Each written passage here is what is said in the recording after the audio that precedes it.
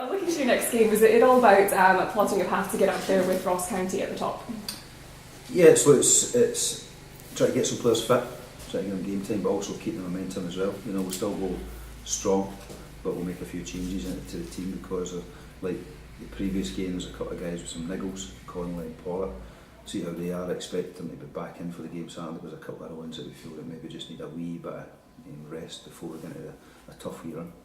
I mean, how vital is it to keep that balance between the recovery and the training during the playoff? That's really important. It's the most important part of it. You know, they have to be 100% when they go out in the games because they'll be high intensity, it'll be tough games. So, you know, use this wee period just now until the Morton game to get them ready, and then we've got a 10-day interval between the two, so we've got a couple of days off, and then we just build up for the games.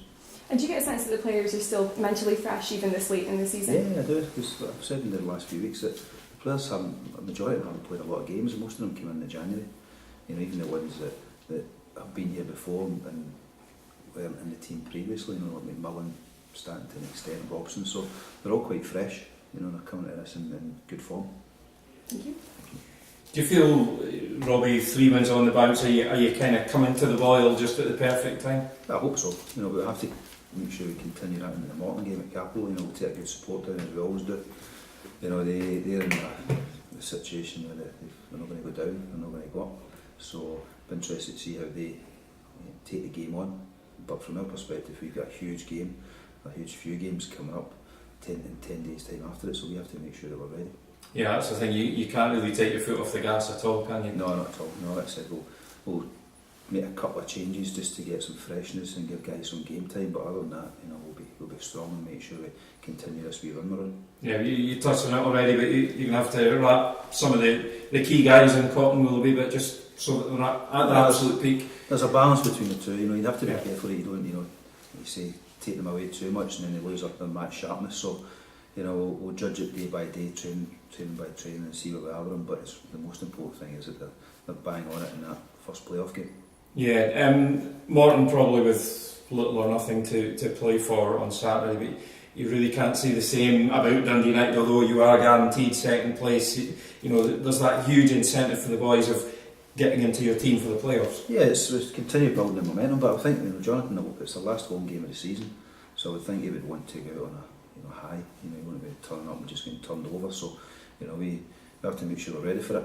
You know, our objective is to be in the best condition we can be for 10 days after that in the first game of the playoff, and we'll use the game as a chance to do it. Yeah, the games between the two teams have always been close this season. Do you expect much of the same? Pretty much the same. You know, hopefully pitched in the Capel is decent. Generally it is. You know, I think over the winter period it wasn't great, but the sun's out now and it's starting to grow, so I expect a good game and an enjoyable game. The benefit for probably the first team squad is for next year anyways. Most of them will be here next year. It's not as though they're coming up to the end of their contract and you know there's not a lot to achieve. How much of a benefit is that for you for having the players you know you're going to have them next year and you're going to it's very important, not just for this season but for next season, the season's coming as well, you know. There's nothing worse than having to change a squad every 6 months or a year, you know, and also you know, the players know how important these games are coming up for the club's future and the fans and everything, but also for their own future. It's an opportunity to be here next year in the top flight, so that helps. You know, a lot of time you have coming into the season, you're going to get 8, 10, 12 at a contract, and you know, the motivation maybe isn't there for them, but definitely in this group it's here.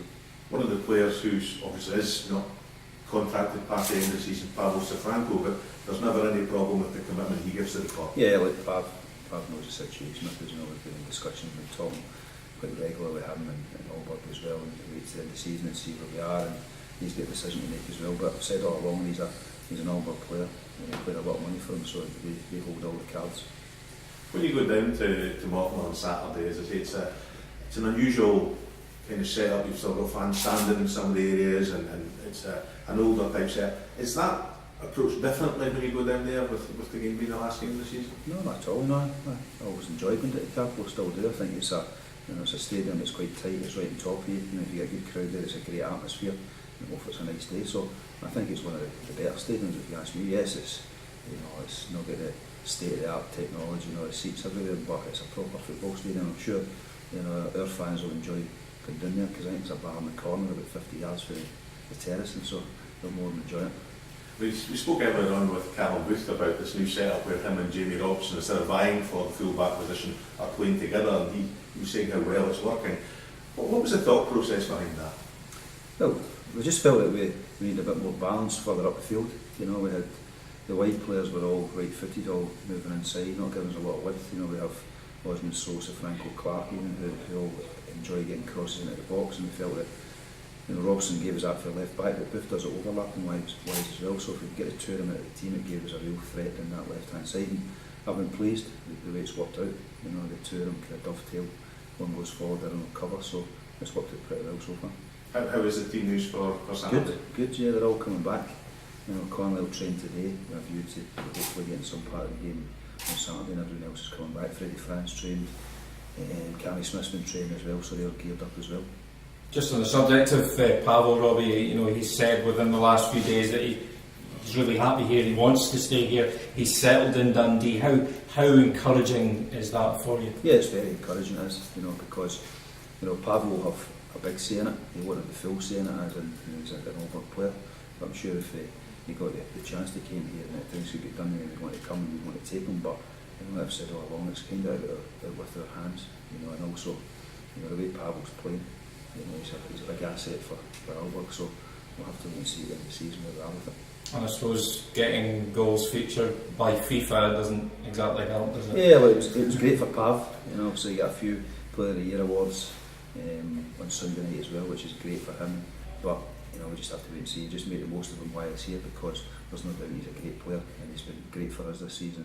Hopefully we can continue that next season, but we'll wait and see.